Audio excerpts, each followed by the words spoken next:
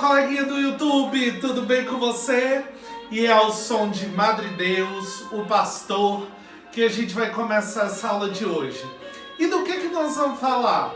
Nós vamos falar desse carinha aqui hoje? Vamos demais! Quem que é esse cara? A gente já vai descobrir. E qual é o tema de hoje? O que nós vamos argumentar sobre hoje? Hoje nós vamos falar sobre o ciclo do ouro, sobre o período joanino e sobre a independência do Brasil. Ou seja, a gente começa o nosso recorte temporal lá no século XVII e a gente vai até o século XIX. Caramba, parece muita coisa, e realmente é um período cheio de movimentos históricos. E cara, nós vamos falar do Brasil. Essa é a época, pessoalmente falando, que eu mais gosto de trabalhar.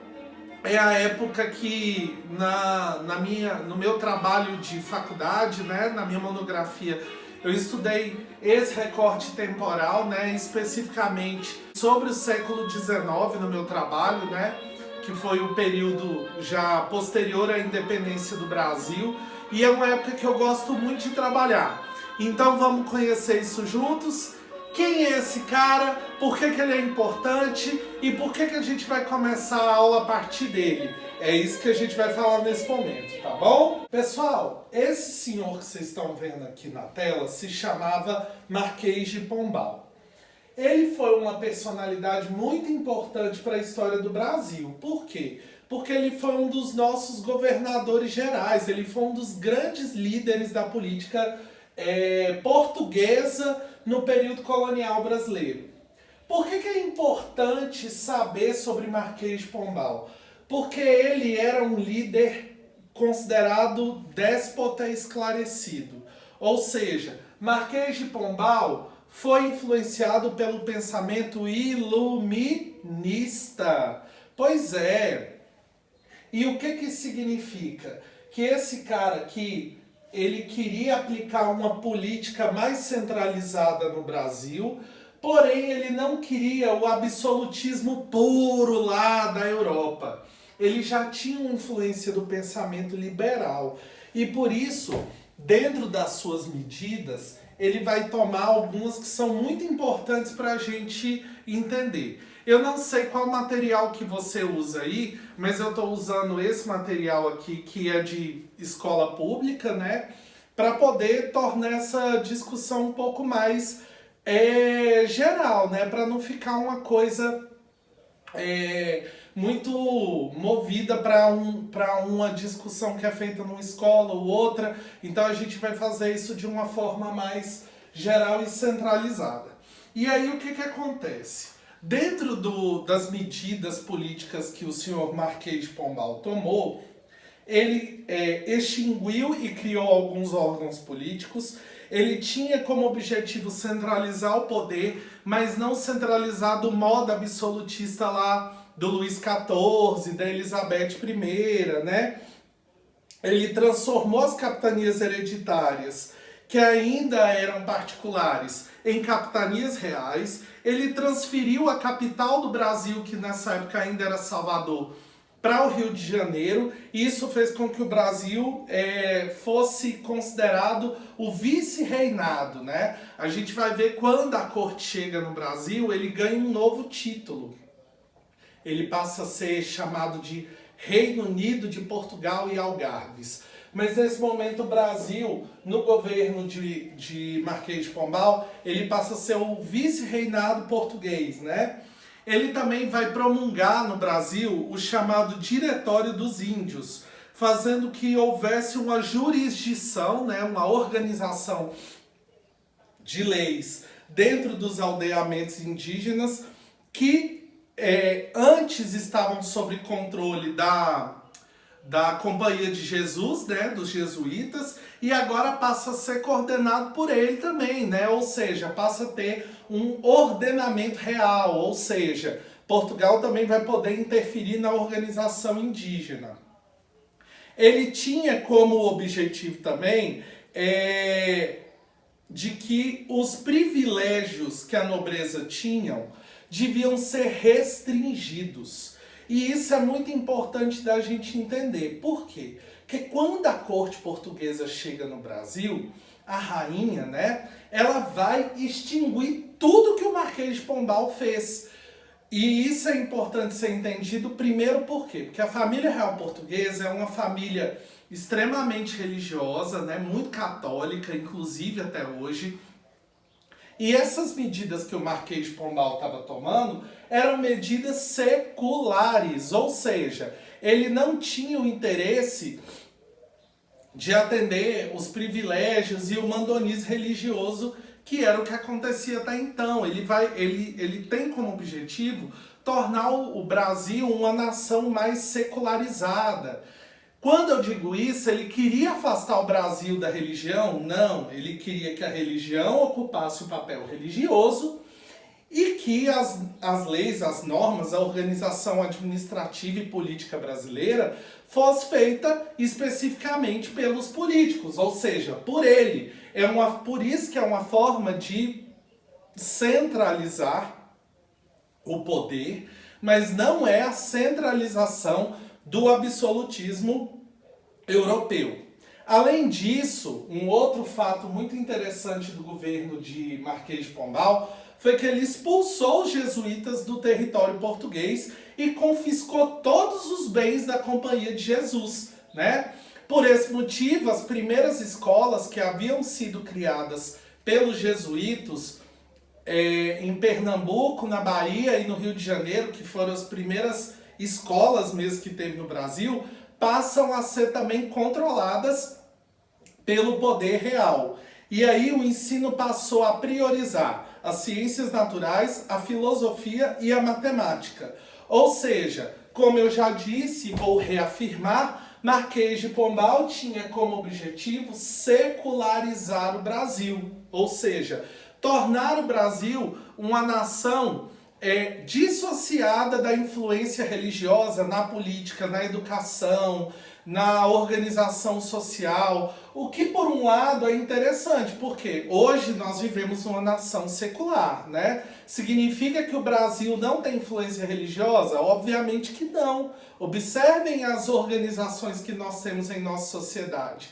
Nós temos forte influência do pensamento judaico-cristão até hoje, né? Isso é ruim? Isso é bom? Isso vale da análise que a sociedade faz de si mesma. A gente sabe que tem momentos que há um distanciamento social por causa do pensamento religioso, mas a gente sabe que o pensamento secular, ele propõe um pé de igualdade à sociedade. Ou seja, não existem grupos melhores que os outros. E isso torna a nação igualitária, né? E é por esse motivo que quando a corte portuguesa chega no Brasil, a Dona Maria I, né, também chamada por muitos de Maria a Louca, né, pelo modo como ela governava e pela forma como ela se expressava, né, que era muito distópica para os padrões sociais daquela época, ela vai chegar e falar assim, cara, esse homem não estava certo não, vamos cancelar tudo que ele fez, inclusive vamos cancelar ele também nas redes sociais. Tadinho do Marquês de Pombal, não é mesmo? E aí o que acontece no meio dessa situação toda do governo do Marquês de Pombal? A gente tem também a questão econômica. Quando o Marquês de Pombal governou o Brasil, a política brasileira estava basicamente organizada através, a organização econômica, melhor dizendo, estava organizada através do extrativismo, que ainda era muito praticado, sobretudo na região do litoral brasileiro, na região da Mata Atlântica do litoral brasileiro, e também do ciclo do açúcar, que já estava no seu pleno desenvolvimento, ou seja, a gente já tinha um Brasil fundamentado no extrativismo e no sistema agrário, né? Só que aí você tem que lembrar que o Brasil passou por invasões de outros países. E aí eu vou destacar, sobretudo, a invasão holandesa no Brasil, porque Portugal mantinha relações econômicas com a Holanda no processo do refinamento e clareamento do açúcar. E por isso uma frota holandesa também veio para o Brasil.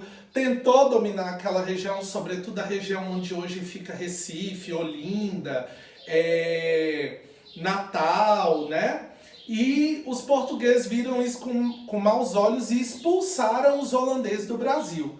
Só que quando ocorre essa expulsão dos holandeses daqui, vai ter uma outra situação. Por quê? Porque a Holanda vai fundamentar colônias na América também e vai passar a ser concorrente direta do Brasil na produção de açúcar. E aí os portugueses vão buscar uma outra forma também de desenvolver a economia no Brasil. E é nesse momento que a gente vai destacar a mineração, tá bom? E aí o que acontece? A procura de metais preciosos sempre foi um dos objetivos dos portugueses. Até porque você tem que lembrar que a colonização do Brasil acontecia também para manter os cofres públicos de Portugal. E um dos grandes objetivos das colonizações era encontrar ouro e prata, né? Aquilo que você estuda na escola como metalismo.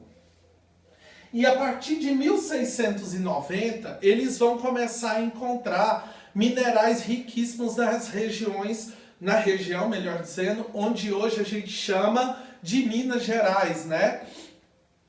Não é à toa que o estado tem esse nome, porque era ali o centro do extrativismo mineral brasileiro até então. Então o que acontece? A partir do momento que eles encontram essas primeiras jazidas de ouro no Brasil, vai se espalhar por várias partes do território nacional esse desejo de encontrar também em outros lugares. É nesse momento, por exemplo, que o movimento de bandeirantes, né, vai expandir muito para a região do centro-oeste brasileiro, né, sobretudo região de Goiás. No século XVIII, a mineração era a grande fonte de riqueza da metrópole. E você sabe por quê? Porque eles não acharam só ouro no Brasil, eles acharam diamante, meus queridos. E aí a hora que Portugal olha para o resto da Europa e fala assim: Bambu Rei, meus queridos, tô podendo, tô rico, tô podendo, tô rica! Pra que esse close? Porque se não tiver close não sou eu, né, gente? E aí o que acontece? O ciclo do ouro e do diamante foram responsáveis por profundas mudanças no território nacional.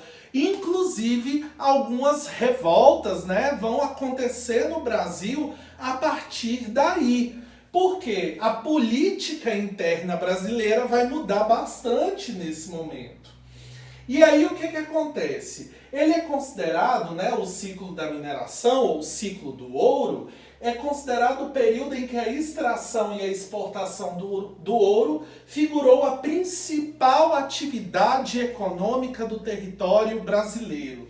E nesse mapa aqui vocês podem observar, nessas cores mais amareladas, as regiões aonde o ciclo do ouro imperou, vamos dizer assim, né? A gente tem aqui uma forte centralização na região sudeste, né? Sobretudo no estado de Minas Gerais. Observem que vocês têm aqui aquilo que foi chamado depois de Rota Real, né? Região de Sabará, Vila Rica, que hoje é Ouro Preto, né? A São João del Rei. E aí, no meio disso tudo, vocês tinham algumas pequenas vilas, que é o que hoje a gente chama de Mariana, Congonhas, aí vai se estender para o Rio de Janeiro, para algumas regiões do interior de São Paulo, e aí a gente vai chegar aqui, ó, na região central do Brasil. É nesse momento que essa região vai começar a ter um novo destaque, né? Porque os movimentos de bandeirantes vão começar a ter mais crescimento nesse período da busca da mineração, né? E aí o que acontece? Entre 1750 e 1770, Portugal vai começar a ter dificuldades econômicas internas, sobretudo porque Portugal era fortemente pressionado pela Inglaterra. Portugal e Inglaterra tinham um acordo econômico, que a gente chama esse acordo muitas vezes do acordo de panos e vinhos, tá bom? Por que ele recebe esse nome? Porque Portugal vendia para a Inglaterra os vinhos, né? E comprava da Inglaterra o produto que ela já estava fabricando lá. Porque nesse momento na Inglaterra, eles já estão passando pela Revolução Industrial. Então está sendo fundamentado na Inglaterra o quê? As primeiras fábricas, né? As indústrias, sobretudo a indústria têxtil, a produção de tecidos. Por isso que o acordo era chamado, né, popularmente, de Tratado de Panos e Vinhos. E aí, o produto inglês vinha mais caro para Portugal e o produto português não ia tão caro para a Inglaterra. E é por esse motivo que a Inglaterra começa a pressionar Portugal para que esse acordo continuasse sendo praticado, né? Porque, obviamente, a Inglaterra se beneficiava muito disso. E Portugal, em contrapartida, também está ganhando muito com a exploração do Brasil, né? Porque vai ser estipulado alguns novos impostos por causa dessa produção, né, do extrativismo do ouro. Você vai ter aí a fundamentação de novos impostos, né, pelo fato de esse extrativismo do ouro estar sendo feito em larga escala. Então, como que isso acontecia? Normalmente eles vão trabalhar em sistema de castas, né? Eles dividiam a terra em pedaços e aí colocavam os escravos para poder trabalhar ali. Você tinha, então, a verdadeira indústria da mineração, né? Eles vão trazer geólogos da Alemanha, inclusive, para coordenar esse extrativismo, e eles vão estabelecer novos impostos na colônia. Dentre eles, tinha um imposto muito famoso nesse momento, que era chamado de derrama. Só que os donos das terras lá em Minas Gerais, eles não viam esse imposto com bons olhos. Por quê? O que era a derrama? Suponha que em um determinado ano você tenha que pagar 1 tonelada de ouro, tá? E aí chegou na época do pagamento de imposto, você não conseguiu juntar todo aquele valor. O que ia acontecer? Você pagou uma parte, a outra parte você não pagou. Então, para o outro ciclo, para o outro momento, você ia pegar aquele valor que faltou você pagar, mais o novo valor que eles iam estipular. Ou seja, era uma dívida acumulativa, era uma dívida que não acabava. E os donos de terras lá em Minas Gerais, em São Paulo, nas regiões onde ocorriam o ciclo do ouro, eles vão começar a olhar isso como um problema. E eles vão também começar a se organizar para não sofrerem economicamente por causa desse acúmulo excessivo de pagamento de impostos. E é nessa relação aí que vai começar a surgir no Brasil algumas revoltas, né? Alguns movimentos que não vão concordar com esse pagamento excessivo de impostos, né? Então, desde o Maranhão até o Rio Grande do Sul, a gente vai ver grandes movimentos estourando aí no Brasil para não manter esse pagamento excessivo de impostos. Mas, obviamente, que alguns deles a gente vai dar um destaque aqui, que é a Inconfidência Mineira e a Conjuração Baiana, né? No início do século XIX, alguns territórios do Brasil já estavam pensando nesse processo de emancipação do território brasileiro. Claro que isso não vai ter grande força nesse momento, até porque esses movimentos vão ser contidos, inclusive de forma bastante violenta, né? E aí o que acontece? eles vão começar a defender a ideia da independência do Brasil para romper com esse pagamento excessivo de impostos. Ou seja, a independência do Brasil foi pensada em benefício à população brasileira?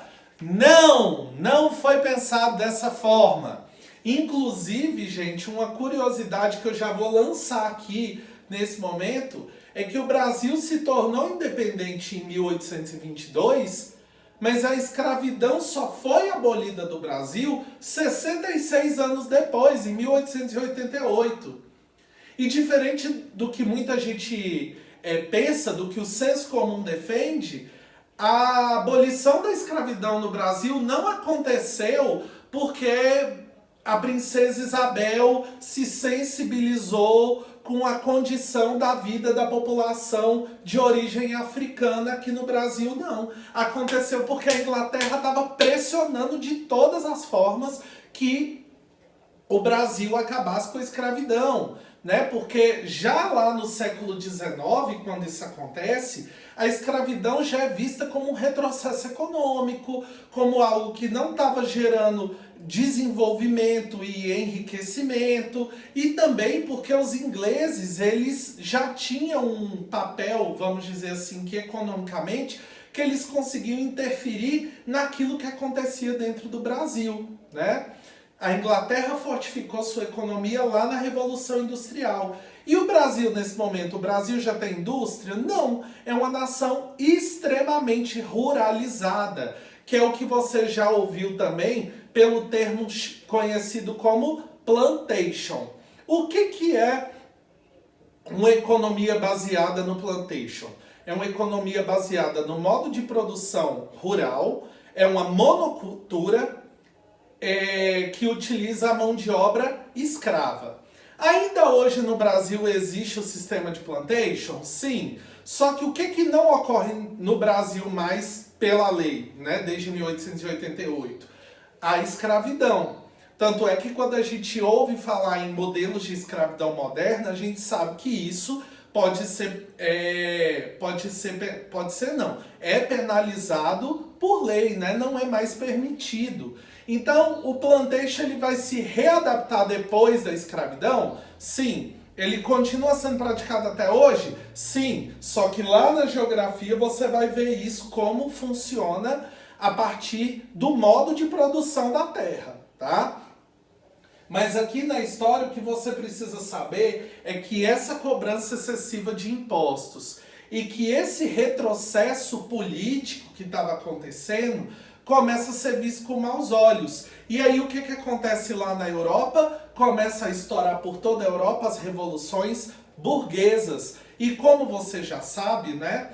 E se você é meu aluno, você já ouviu isso várias vezes, as revoluções burguesas elas não vão se limitar ao território europeu, elas vão se espalhar por vários lugares. E isso vai chegar na América? Vai. Como você já viu, já estavam ocorrendo em vários lugares, né, os movimentos de independência na América. O primeiro foi o dos Estados Unidos, depois vai vir o do México, o do Haiti tem grande destaque, inclusive nós temos um vídeo nesse canal sobre isso. Se você não lembra, corre lá, dá uma revisada nas suas anotações, porque tá tudo lá naquele vídeo sobre a independência da América Latina. E lá naquele vídeo eu disse, você vai aguardar um pouquinho porque a gente vai falar especificamente da independência do Brasil. E esse momento chegou, né? Então o que acontece?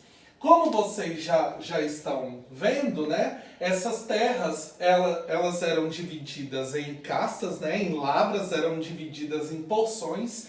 E essa cobrança de impostos começa a fazer com que esses donos de terra não vejam essa dominação portuguesa já com bons olhos mais. Então, alguns deles vão se organizar lá na região das Minas Gerais, sobretudo na cidade de Vila Rica, como eu disse para vocês anteriormente. É uma cidade que hoje a gente chama de Ouro Preto, né?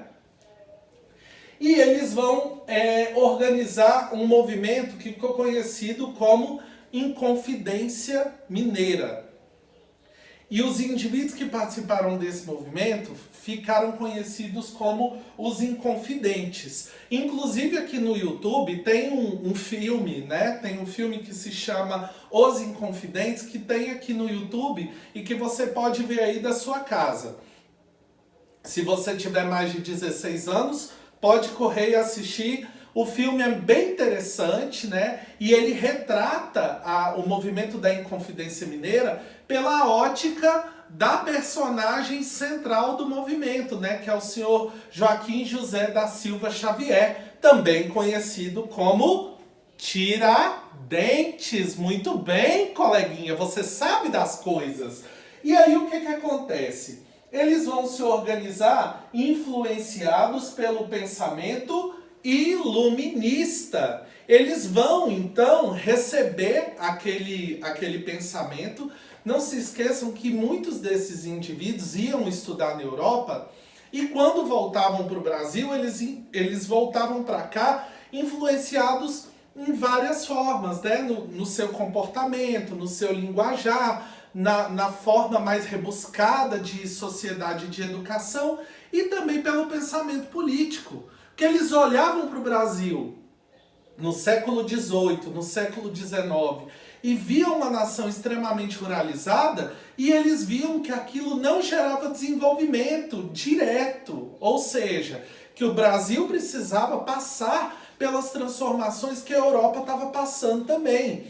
E para que isso acontecesse, eles começam a defender a ideia da independência, tá?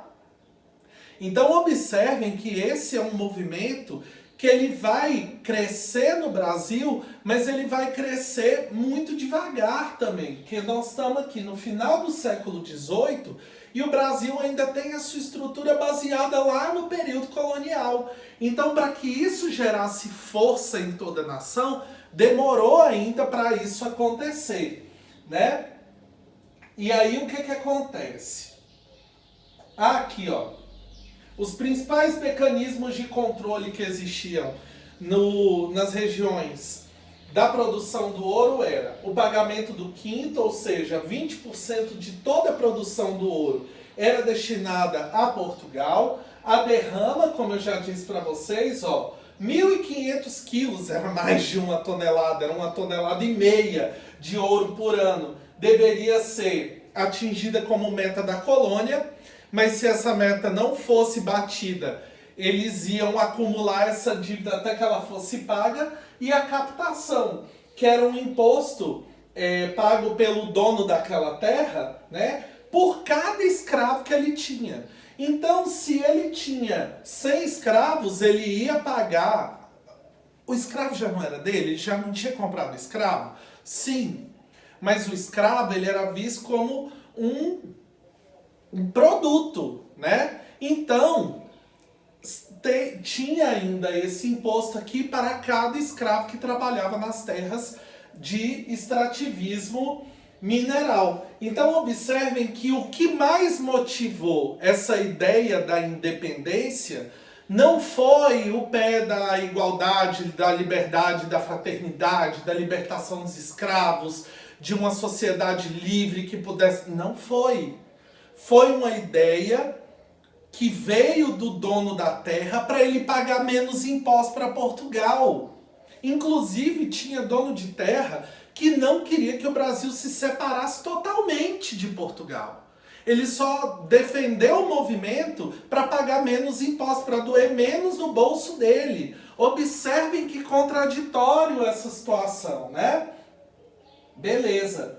E aí, o que vai, então, gerar o desenvolvimento daquilo que a gente chamou de Inconfidência Mineira? A queda da produção do ouro, que vai fazer uma acumulação de dívidas. E aí, o que acontece? Quando esse ouro não perfazia as 100 arrobas, né? Isso vai gerar uma insatisfação por parte da coroa e o aumento das dívidas que eu já venho dizendo há um tempo aí. E apesar de ser decretada apenas uma vez, o medo que eles tinham da derrama era muito grandioso. E aí eles começam a buscar aliados né, da ideia da independência para poder fortificar o movimento. E é aí, gente, que os Inconfidentes tinham uma série de propostas para reorganizar a administração de Minas Gerais. A primeira delas, romper com Portugal e adotar um regime republicano.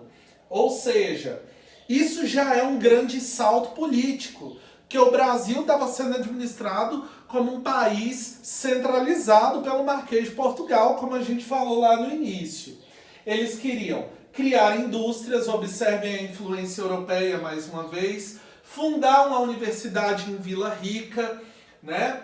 Isso só vai acontecer quando a corte portuguesa vem para o Brasil, acabar com o monopólio comercial português, adotar o serviço militar obrigatório, e eles também começam a agregar símbolos, simbologias para esse movimento.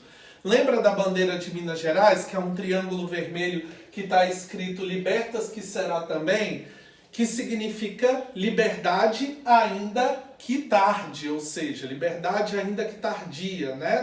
Na tradução mais geral. Mas o que isso significa? Isso significa um símbolo de rompimento muito grande com Portugal. E isso vai chegar lá na Europa? Vai, né? E isso vai chegar lá na Europa e vai ser visto como um problema enorme. Por quê? Porque o Brasil estava gerando muito lucro para os cofres portugueses, né? Lembra dos produtos que Portugal comprava da Inglaterra e que esses produtos eram muito caros? Se o Brasil parar de pagar impostos para Portugal, como é que ela vai continuar mantendo essa relação, esse tratado econômico com a Inglaterra? E aí a rainha vai olhar para isso, né? E não vai gostar nem um pouco, né? Tiradentes viajou para o Rio de Janeiro para adquirir armas para o movimento, né? Porque eles iam fazer um movimento armado, né? Para poder lutar pela liberdade, se fosse o caso. E aí, quando ele chega lá, ele vai ser preso. Depois que ele foi preso, ele ficou, como é que fala? Encarcerado por 3 anos. E aí vai vir o decreto da Rainha de Portugal em 1792. E qual foi a sanção? Ela mandou enforcar o Tiradentes, né? E depois que ele fosse enforcado e morto, né? Que o seu corpo fosse esquartejado, né? A cabeça, os braços, as pernas fossem separados e fossem colocados em estacas ao longo de toda aquela estrada real que eu mostrei no mapa agora mesmo.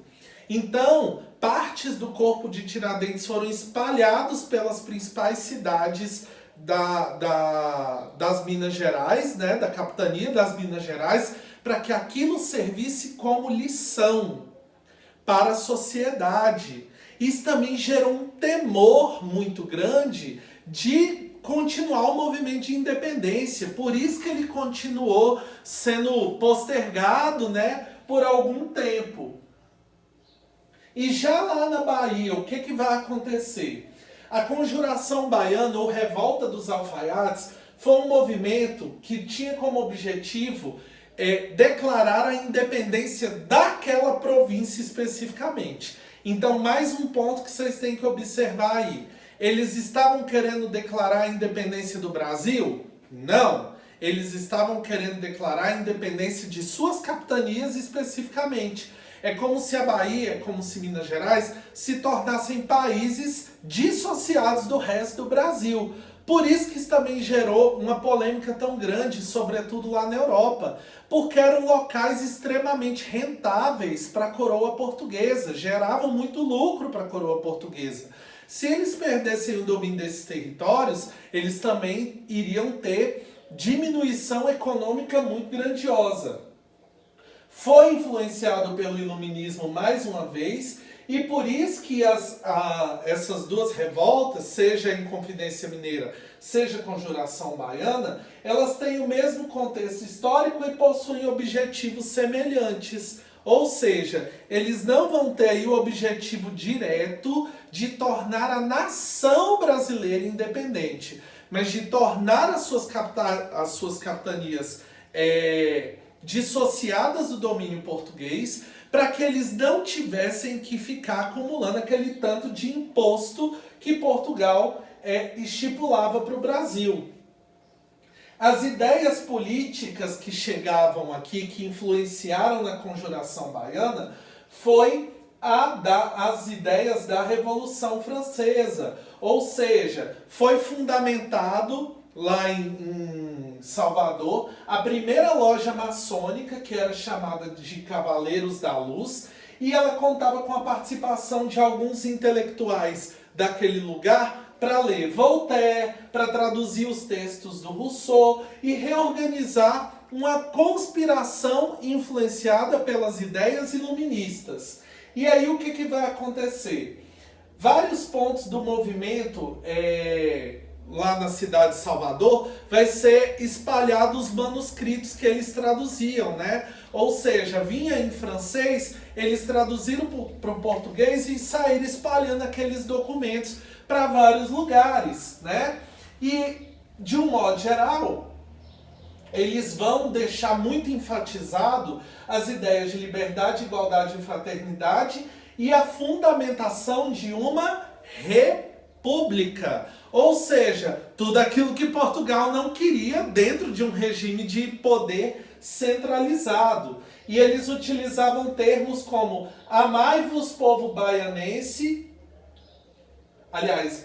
amai-vos, povo baiense, que está para chegar o tempo feliz da nossa liberdade. O tempo em que todos seremos irmãos. O tempo em que todos seremos iguais. Observem o peso dessa frase para aquela época. É claro que isso vai inflamar a sociedade. É claro que isso suscitou no povo, na população, uma ideia de que, cara, nós vamos ser livres de Portugal, então isso vai ser bom para todo mundo. É claro que teve gente que pensou isso. Mas, mais uma vez, eu quero enfatizar, esse é um movimento liberal, ou seja, um movimento elitista. Eles não estavam pensando na sociedade como um todo. Eles estavam pensando no bolso dele para pagar aquele tanto de impostos que Portugal estipulava. E aí o que acontece? O governador da capitania, né, eu ia falar estado, mas o governador da capitania da Bahia, que era Dom Fernando José de Portugal e Castro, olha esse sobrenome, minha gente, soube desse movimento, só fazendo um recorte aqui.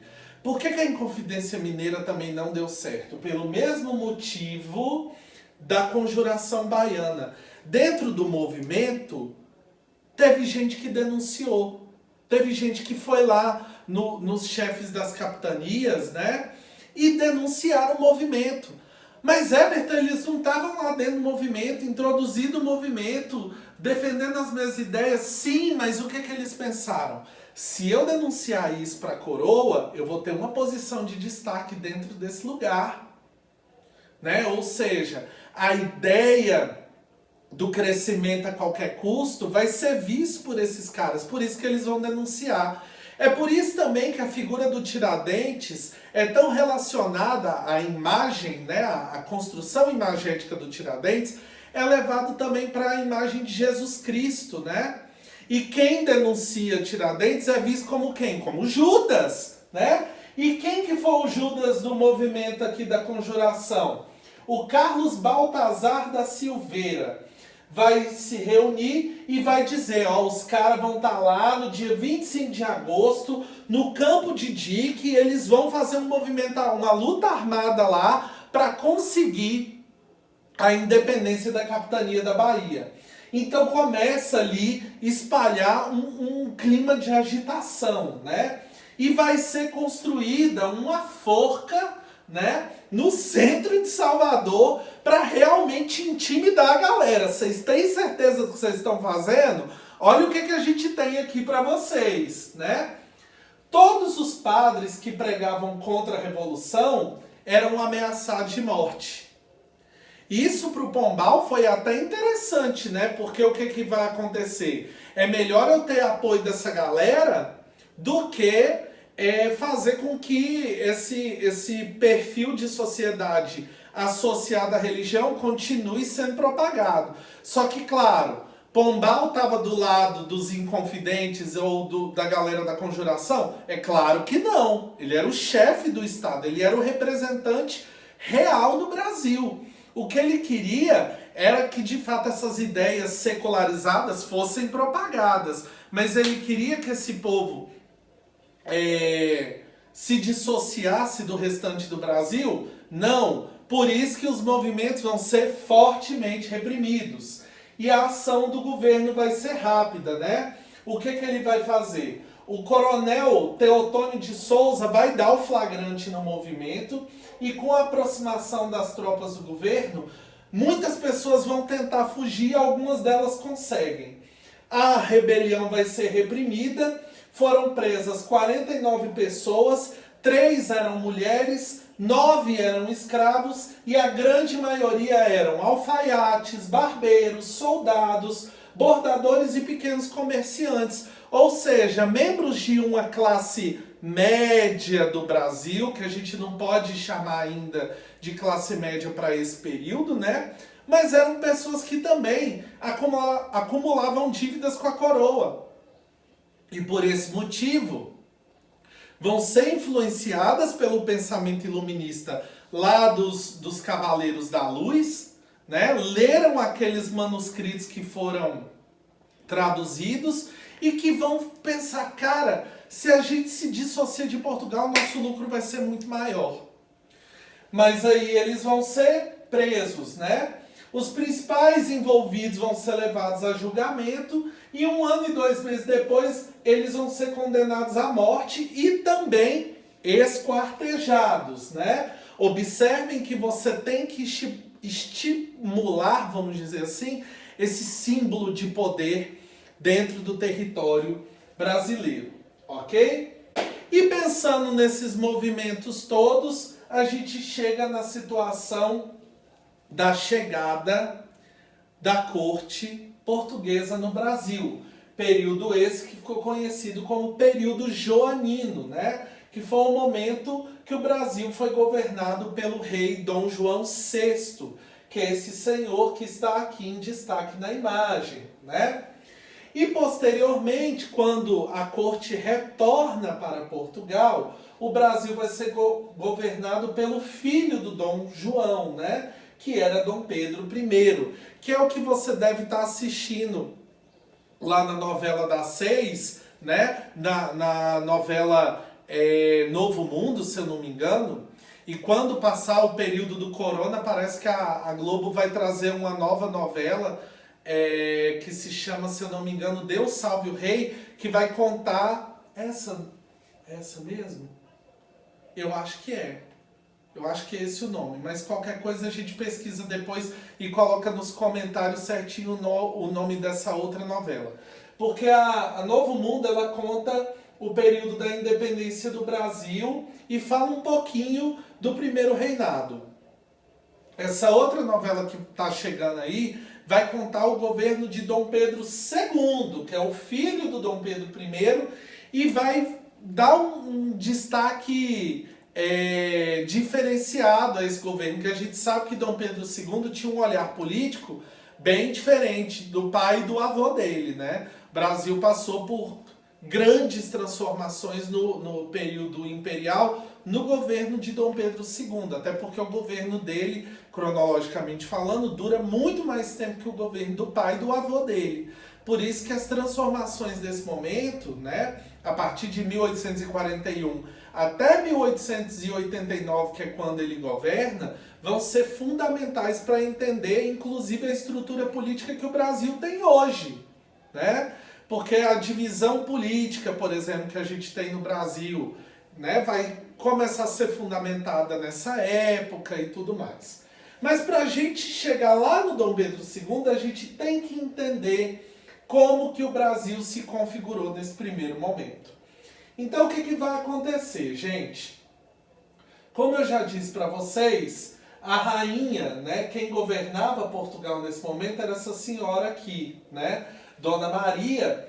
Quando ela vê o que estava acontecendo no Brasil, os movimentos de independência crescendo e a influência do iluminismo que estava acontecendo no Brasil lá no governo do Marquês de Pombal, ela vai desfazer tudo. Está proibido toda essa organização aí que o Marquês de Pombal estabeleceu, né? E aí a gente entra de fato no Tratado de Methuen, que é conhecido popularmente como Tratado de Panos e Vinhos, né?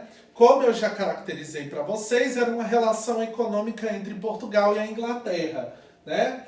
A consequência disso, né? Quem detinha maior poder nessa relação econômica era a Inglaterra, foi uma dependência econômica de Portugal dos produtos e do comércio inglês. E por esse motivo, a Inglaterra se consolidou como a maior potência marítima do século XVIII.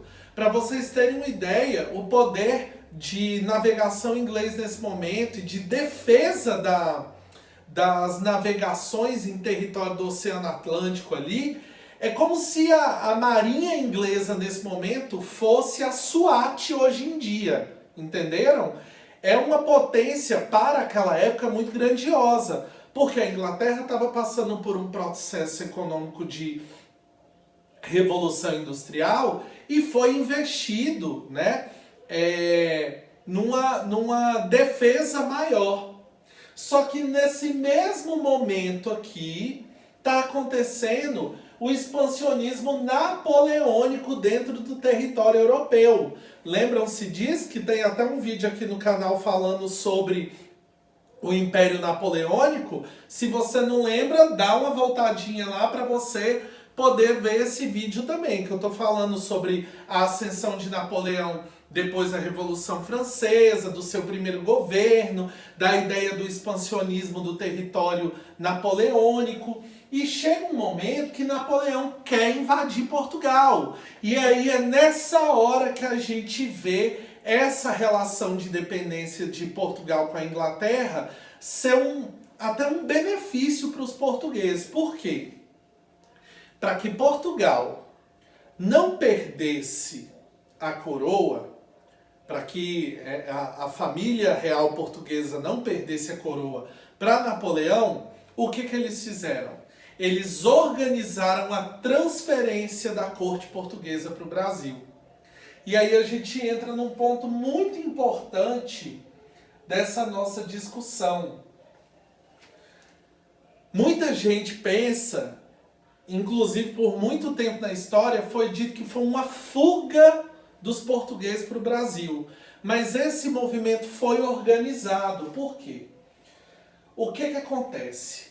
Portugal começa a ser pressionado pelos franceses para romper laço com a Inglaterra. É comum, a gente já sabe que França e Inglaterra, politicamente, eles têm várias diferenças, né, políticas, dizendo de uma forma mais direta. E aí, quando Napoleão começou a expandir seu território, os ingleses já disseram, não vem pro nosso lado que a gente vai entrar com tiro, porrada e bomba pra cima de você. Napoleão não estava nem um pouco preocupado com isso, até porque a gente sabe que Napoleão só vai perder esse conflito todo lá na frente. Ele está super inflamado, né? E ele quer desenvolver esse Império Napoleônico a todo custo. E ele recebe uma carta dizendo que Portugal recebe uma carta, né, melhor dizendo, informando da invasão francesa. Que você pode fazer isso de forma pacífica, ou se você quiser vir para cima do meu exército, né? Napoleão lá descrevendo de uma forma, claro, muito da norma culta, e eu estou dizendo aqui para vocês de uma forma muito rasgada, ou você vem de boas, ou você vem para cima, porque nós vamos pôr cana em cima de você. E aí, Dom João olha para isso, né? Dom João, que era príncipe de Portugal e que vai herdar o trono ainda com a sua mãe viva, porque a historiografia vai dizer que Dona Maria não estava com suas faculdades mentais muito lá organizadas, né? Então a gente vai passar logo essa coroa para Dom João. E aí o que vai acontecer?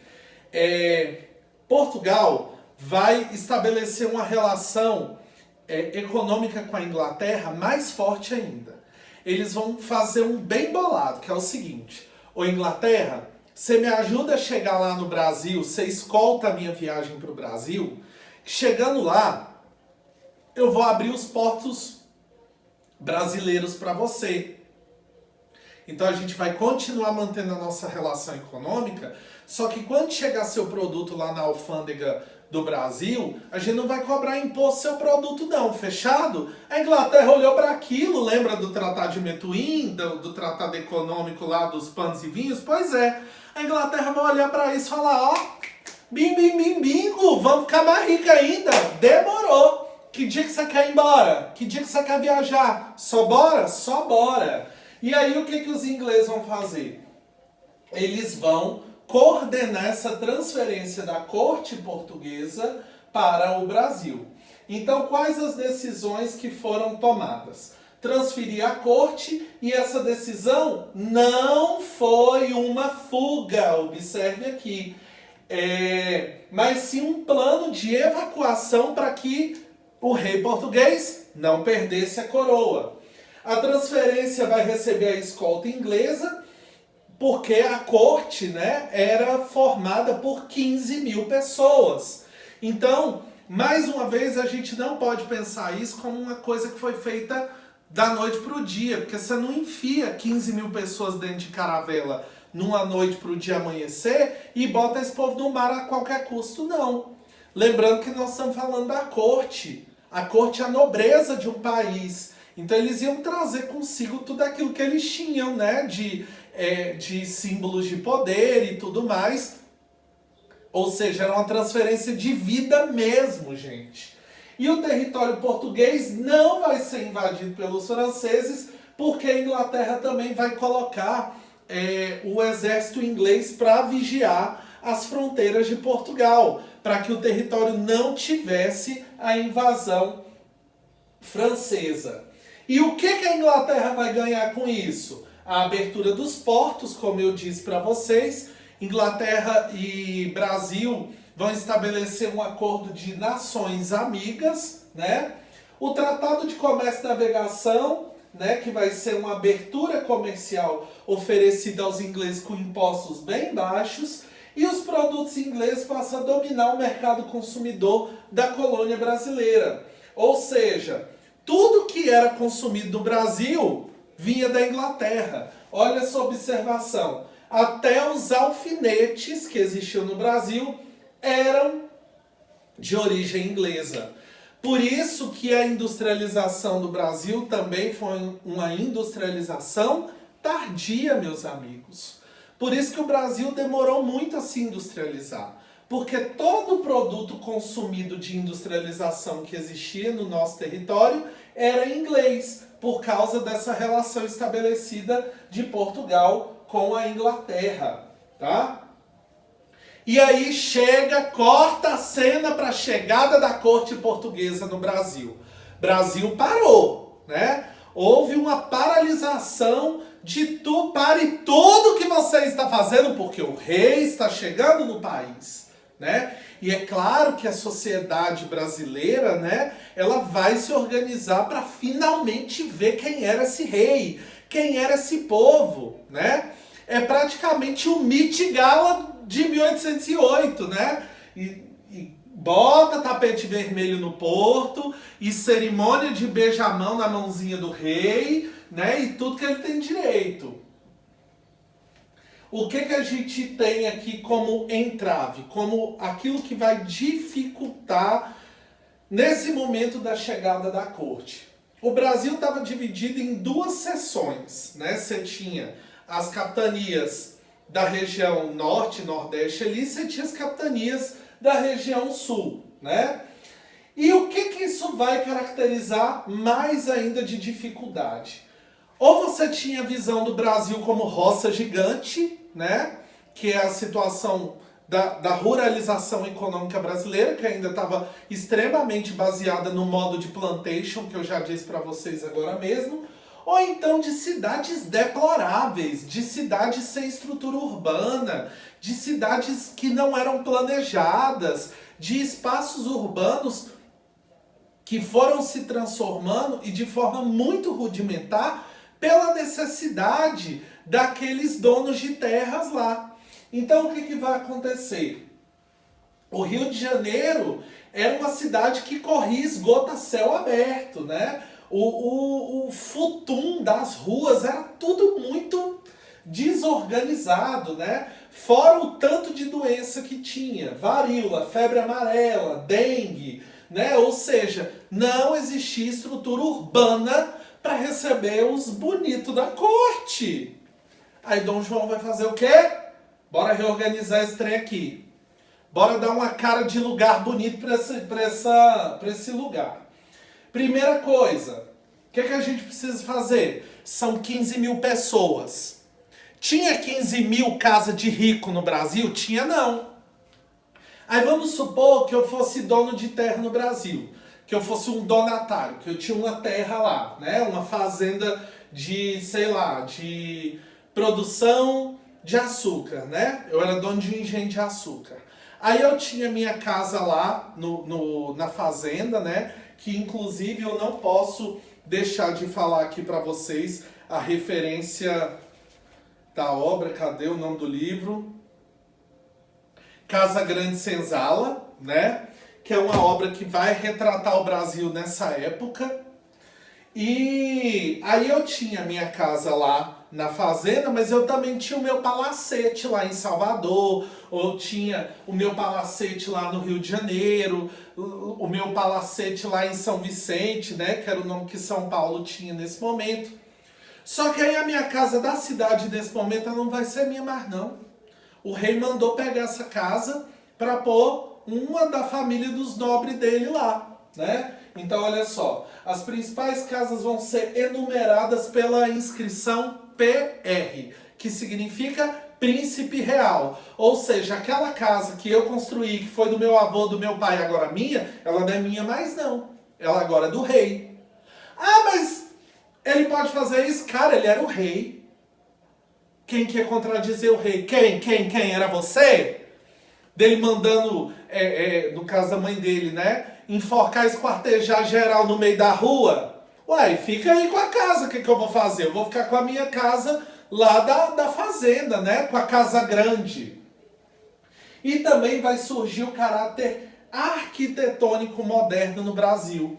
É nesse momento, gente, que vai surgir no Brasil o Banco do Brasil, o Jardim Botânico, a Biblioteca Nacional, o Museu da Quinta da Boa Vista, que a gente não vai passar esse pano aqui nesse canal, o museu que pegou fogo lá em 2018. Pois é, você esqueceu disso? Eu não vou deixar você esquecer, não. Ele foi construído pelo Dom João, inclusive ele foi morada do rei por um bom tempo, né? A família real viveu ali por muito tempo. Só que o que acontecia? O clima do Brasil não era muito atrativo à corte, sobretudo a família real, que eles estão saindo de um clima europeu para um clima dos trópicos, né, gente? Aí corta pra cena, aquele monte de gente descendo de caravela com aquele monte de roupa, né? Cada mulher tinha lá, as mulheres da corte, as nobres, né?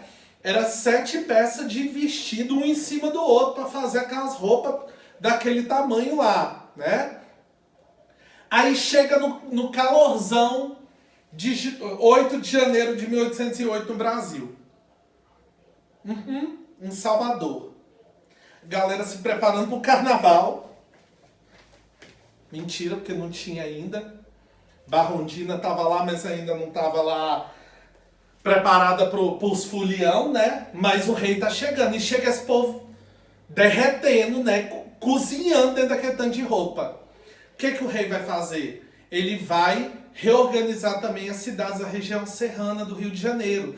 Tanto é que até hoje, os descendentes da da família real portuguesa que ainda vivem no Brasil, eles vivem em duas cidades lá do interior do Rio de Janeiro, que é Vassouras e Petrópolis. Inclusive em Petrópolis fica o Museu Imperial Brasileiro, né? Que é onde realmente foi a sede, onde os reis, de fato, né? A família real portuguesa, de fato, vivia ali. Ou seja, o Brasil não vai se parecer mais com a roça gigante nesse momento, que ele vai ganhar um caráter arquitetônico. Mas aí vem uma outra crítica para você. Esse caráter arquitetônico foi para todo o território nacional? Ah, não. Foi não.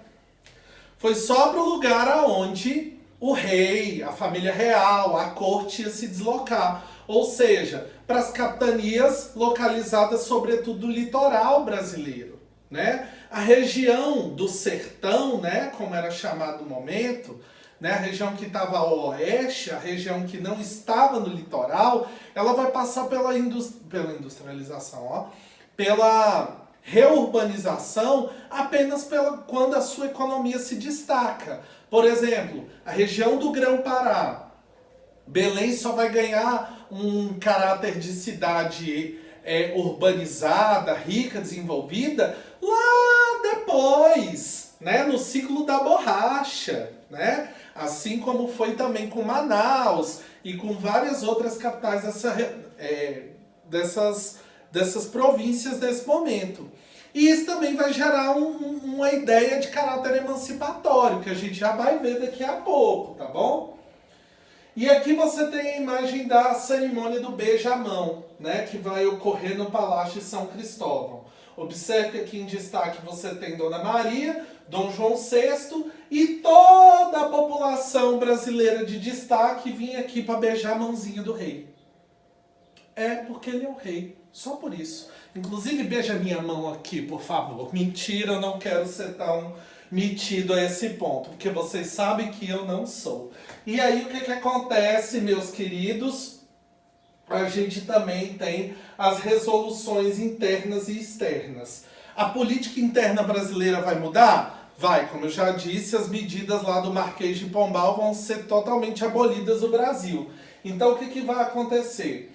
A política interna está pautada no avanço da infraestrutura e também na necessidade do controle das epidemias que existiam no Brasil. Por isso que vai ser fundamentado logo quando a corte chega a escola de farmácia, né, que foi a primeira faculdade de medicina do Brasil, e posteriormente ele vai fundamentar outras universidades no Brasil. E em relação à política externa, a gente vai ver aí a ideia da expansão de território. Porque como o Brasil passa a ser a capital do Império Português, que é onde o rei está, é aonde ele reina, né? Ele vai querer criar um caráter de expansão ainda mais do território brasileiro, né? E aí, nesse sentido, ocorreu a invasão da Guiana Francesa para demonstrar para Napoleão lá na Europa que Portugal também tinha poder bélico, né? E a invasão da província da Cisplatina, né? Que é a região que hoje a gente chama de Uruguai, para controlar a navegação na região do Rio da Prata. Ou seja, uma invasão foi para demonstrar poder bélico para Napoleão lá na Europa, e a outra foi de um caráter de dominação econômica, né? Beleza! E ali também entram outras questões externas. Em 1814, Napoleão perde o poder, como vocês já sabem, né? Ocorre o Congresso de Viena e decide-se que o Brasil deixaria de ser colônia. Ou seja, o Brasil deixou de ser colônia só na independência? Não. O Brasil deixa de ser colônia nesse momento e passa a ser o Reino Unido de Portugal e Algarves. O Brasil era um território descontínuo de Portugal. O que significa? Portugal está lá na Europa, o Brasil está aqui na América. Mas o Brasil pertencia a Portugal, por isso era um território descontínuo. Tá? E a Inglaterra vai desocupando os territórios de Portugal aos poucos. Os militares portugueses começam um movimento lá em Portugal exigindo o retorno do rei. Esse movimento ficou conhecido como Revolução do Porto. Que eles falaram assim, Napoleão já perdeu o poder, você foi embora para o Brasil para governar Portugal daí, mas você não precisa mais não, você pode voltar para cá. Porque se você não voltar para cá, a gente vai tomar Portugal de você, aí você fica aí e governa aí. Aí Dom João olhou para aquilo e falou, moço, vamos embora de novo? Embora. Mas nós vamos deixar um menino bem aqui, Nós vamos deixar aqui Dom Pedro I para governar o Brasil, ele daqui, e eu governo Portugal de lá. Só que tem mais um detalhe da Revolução do Porto que eu, claro, deixei para comentar no momento mais oportuno. Os militares portugueses também exigiram que o Brasil voltasse a ser colônia. Aí a elite brasileira olhou um para a cara do outro e falou assim, moço, nós vamos voltar a pagar aquele tanto de imposto de novo. Aquelas derramas, aquelas pau quebrando, tudinho de novo. Moço do céu, a gente não pode deixar o Brasil voltar a ser colônia, não. E aí é nesse momento que vai suscitar lá nas entranhas desse povo a ideia da independência mais uma vez, tá bom? E aí, mais uma vez, não deixar vocês esquecerem, Dom João pega a corte, vai-se embora para Portugal e deixa aqui no Brasil Dom Pedro I para governar o país aqui em nome dele. E no meio disso, como eu já estava dizendo, a elite brasileira, a palavra oligarquia, né? Oligarca vem de papel de destaque, os melhores da sociedade, né? Eles vão se aliar a Dom Pedro I, né? E aí eles vão dizer assim, o negócio é o seguinte, cara, se você declarar a independência do Brasil, a gente apoia. Economicamente, a gente fundamenta um exército aí para defender os territórios. Vamos trabalhar junto? Eu te apoio, você me apoia, um lava a mão do outro, um coça as costas do outro, e aí a gente consegue se desvincular de Portugal e você tem o poder da nação todo para você? Só bora? O que você acha da ideia? O que vai acontecer? Dom Pedro vai pensar com muito cuidado nisso aí, tá? Os fazendeiros, então, vão pressionar Dom Pedro I para que ele declarasse a independência do Brasil. E essa elite vai prometer se submeter à vontade de Dom Pedro I. E ele vai tentar resistir, ele vai olhar para aquilo e vai ver que isso pode deixar ele em maus panos com a corte portuguesa, né? E até chega um momento que Portugal começa a pressionar para que Dom Pedro fosse embora de volta para lá, né? E várias agitações políticas começam a crescer. Sobretudo aonde? Olha para cá, São Paulo e Minas Gerais. É aqui que começa a raiz do movimento conservador e liberal que a gente vai ver mais à frente. É aqui que está a raiz do quê? Da política café com leite que a gente vai ver mais à frente. Não é à toa que essa figura está aqui, né? E essa elite começa a exigir que Dom Pedro I fizesse a independência do Brasil. Porque se Dom Pedro não fizesse, eles mesmos iam fazer. Você volta para Portugal e a gente toma esse poder. E é aí que ele começa a pensar que se ele tornasse a nação brasileira independente, poderia continuar sendo negócio para ele também. Porque olha que contraditório, gente. Brasil passou pela independência, certo? Certo. O Brasil continuou sendo uma monarquia depois da independência. Foi a única nação da América que depois da independência não se tornou república. Continuou sendo monarquia. E quem governava essa monarquia? Um rei português. Uai, a gente rodou e parou no mesmo lugar? Basicamente é isso, né? Existe uma contradição dentro desse discurso, né? E aí a gente chega nesse célebre quadro que vocês já viram em todos os livros de história que você teve ao longo da sua vida. O Grito do Ipiranga, né? Feito por Pedro Américo. Dom Pedro I montado num alazão de espada, em punho, independência ou morte, e pau quebrando, e blá blá blá. Só que a gente sabe que isso aqui é uma alegoria. Esse quadro foi pintado quase 50 anos depois da independência. Ou seja, ele pegou as narrativas, os escritos, os diários, e pintou esse quadro a partir da interpretação dele. Mas ele está criando o quê? Uma imagem heróica para a figura de Dom Pedro I.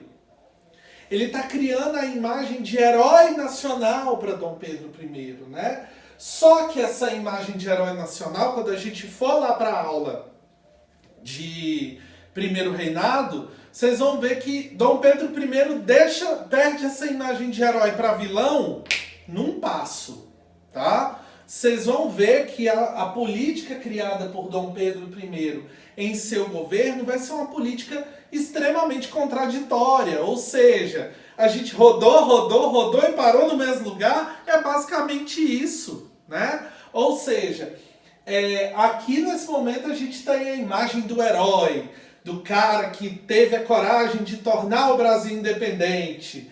Mas que para o Brasil se tornar independente, o movimento foi pacífico, durou 2 anos, houve a manutenção do território nacional, ou seja, não teve terras que saíram do Brasil na época da independência, todas as províncias concordaram com o movimento. Aí entra aqui um detalhe muito interessante, porque não houve a participação popular. O povo, eu, você, o nós, o vós, eles, não estava no meio do rolê. Por quê? Porque o povo não foi convidado a pensar intelectualmente pelas ideias do iluminismo. Quem foi convidado a participar desse movimento? A oligarquia brasileira, a elite, os ricos, porque eles que iam se beneficiar com o movimento. Mais uma vez, a independência do Brasil é um movimento contraditório. Não é pensado para todos, é pensado para grupos, né? E ela não foi reconhecida inicialmente pelos argentinos. Durou um momento para isso acontecer, porque as nações da América Latina estavam enxergando as contradições do movimento de independência do Brasil também, tá? E Portugal também, obviamente, não vai aceitar a independência. Mas só que não, né? Eles vão estabelecer, ok, Brasil, você quer se ver livre da gente? Beleza, você paga aí 15 milhões de libras esterlinas para indenizar os nossos cofres. É isso mesmo que vocês estão ouvindo. O Brasil se tornou independente, mas a gente teve que pagar uma multa rescisória para Portugal aceitar. Tá? Bem na cara de vocês. O valor vai ser utilizado para Portugal pagar as dívidas que tinha com a Inglaterra. Lembra do Tratado de Methuen? Do Tratado dos Panos e Vinhos? Pois é. É claro que aquela dívida ainda existia. Aí, para pagar essas dívidas, Portugal cobra essa indenização dos cofres públicos brasileiros. Tá bom? Então, pessoal, é isso. Eu espero que vocês tenham conseguido absorver muitas informações da aula de hoje, tá bom? Compartilhe esse vídeo com seus colegas, com a galera da sua sala, com a galera da sua escola, com a galera da faculdade, do Brasil, do planeta Terra, da galáxia, tá bom? Vamos levar essa mensagem para todo mundo. E corre, corre, corre, que aqui tem história. Beijo!